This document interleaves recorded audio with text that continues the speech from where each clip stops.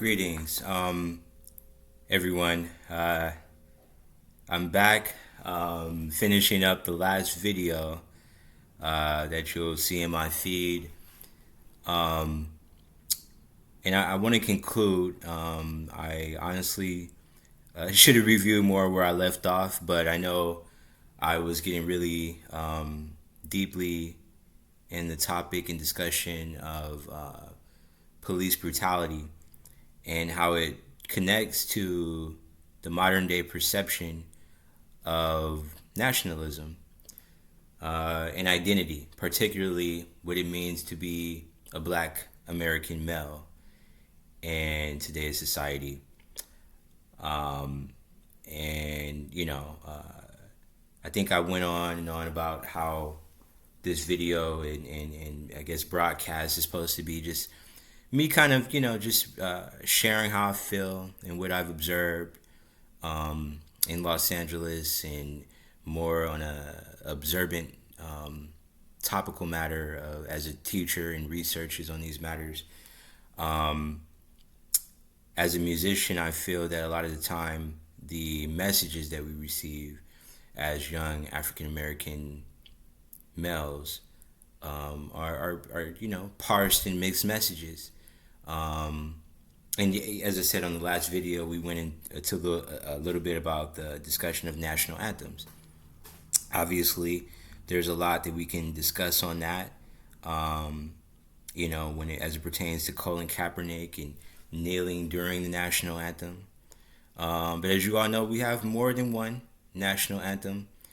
And thinking about the patriotism in all of them, it just makes me think about the developmental factors and, as I said, mixed messages that go into this conditioning of the inner city youth, and particularly um, those of ethnic background of color, black and brown young boys, um, and how they are gathering all of this information and brutality and the messages on social media and what it means today. So, actually, I went into in the last video some of the things that kept me up that night. As I said, I was a little disparate on my feelings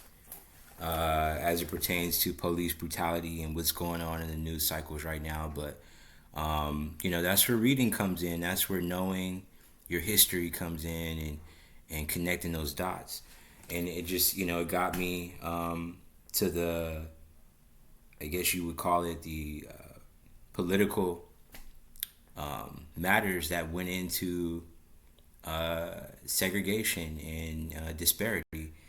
Started all the way back with the Army and the Freedmen's Bureau, which was a bureau that designated soldiers' benefits, African American soldiers' benefits that were newly serving in the war, the Civil War. And of course, we've seen this play out in pretty much all of the wars this country has been in. Um, Aspect of discrimination and ostracization of specific groups. We've seen that in the GI Bill with in Vietnam with the veterans that were supposed to get the benefits to go to school and finish up their degree after serving in battle. But this was very specific. The Army and the Freedmen's Bureau, it never, as it just ends and says, it never reached its full potential. So, you can only imagine what was going on back then as far as the suffering that these veterans went through. And, it's just had me thinking about a lot of stuff, what's going on in the world today as it pertains to young men of color and how we can navigate ourselves into the right atmosphere and league of support that we need. And speaking of which, and I'm waiting on my videos to still upload. Everybody, I'm new to this, and I'm going to keep this video short and conclude with my points and why I titled this video "Finding Peace, Harmony, and Love in Times of Disarray." Even myself, when I'm just trying to make ends meet and going about my day, observing things on a intellectual matter or humanistic matter, and just how I go about making my day solid and keeping everything smooth and clearing my head. Because it's summer right now, I'm not necessarily in the classroom, although I'm preparing to get back in the classroom for next semester. I'm also a coach. I coach sports, soccer, tennis, and golf. And I've pretty much been in the athletics my whole life, including the martial arts. And I'm thinking about it, and I'm making these last two connections, and why I called it Uber Stories as well. There was a young man that I dropped off on an Uber trip, because I do Uber sometimes. It just helps me make a few extra, personal dollars for myself and my savings. But there was a young man who, I was giving a ride share to and dropping him off, and he was getting in my car, or he was getting ready to get in my car without his shirt. I said, "Whoa, man, brother, you mind putting on a shirt?" And he was a bit of a urban kind of hip kid from Compton. I'm in Compton at the time, and he didn't give me any trouble. He went in there and put on his shirt, and he was on the phone his whole time, because it was a specific kind of trip where I drop him off and bring him back, and I'm taking him not too far, a couple of miles away. Still in Compton. He goes to go see his young girlfriend, and she's walking out, and she has a package, and he hands her a bag, and he tells her, put it in your pocket, because I don't want them to know it's a pregnancy test. And this lovely young lady gives him a nice kiss, and he makes some comment to her. She's walking in. It's just, why am I saying this? I'm saying this because I'm observing how, now that I'm getting up there in my age, I just turned 32, how the young, people in the inner city interact with one another, and their expectation of what they expect out of their self-image. So we live in some interesting times, and I dropped that young man off. Everything was all good, but I understand how fast the times are moving and how different we communicate in the, I would just say, millennial generation versus the way our grandparents did in coming out of the baby boomer era, for example. Right, so we live in a very interesting and interconnected time. It's a lot to think about, and I'll do another video on a book that I'm reading right now that touches on these issues, and as I say, connecting it all the way back to where citizens had to literally fight for their rights in this country. We had leaders like Frederick Douglass.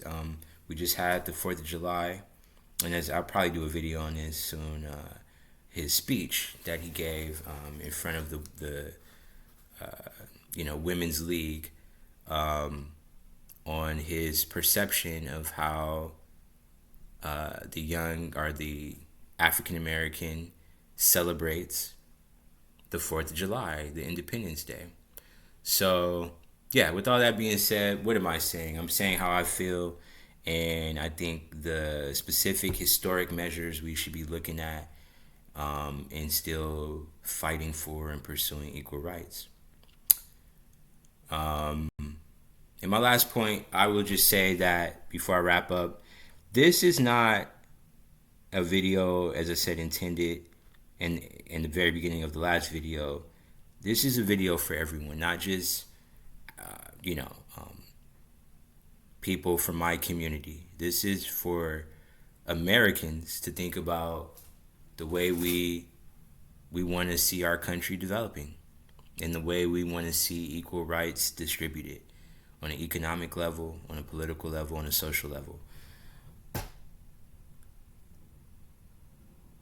With all that being said, there are other aspects of these issues that have taken place internationally. I think about, and as I said, I studied martial arts, China. And you see I have Bruce Lee's documentary right here. I'm holding it up. Good friend of mine gave it to me, I guess you want to say. It was basically a long borrow, but he never asked for it back. And I see him all the time. So I just want to, if you're seeing this, Echo, thank you. Echo's my good friend. He's an engineer. And he knew that I loved, Bruce Lee. He knows who taught me martial arts and how I relate to these issues and how I, vent basically. And I just want us all to think about it, and connecting the Union soldiers that were called volunteers and how they found them and what went into training them to fight. We've seen this before. We've seen this in recent history. We understand this tragedy of misunderstanding, particularly when it comes to young men, no matter their background, but we'll say particularly those of, lower economic status or those that come from the inner city or ghetto, if you will, have to find ways to release tension and dialogue with those that are similar to them. And this man is honored. This man is venerated in his country now, when at one point they wouldn't accept him for him isolating himself from his people and educating another country, their traditions. We can do this.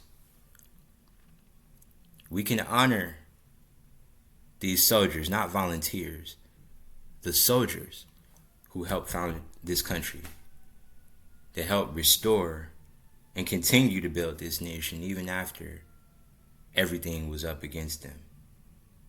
Let's build them statues. But most importantly, let's stop the endless cycle of ignoring those that have our best interest at value. Thank you.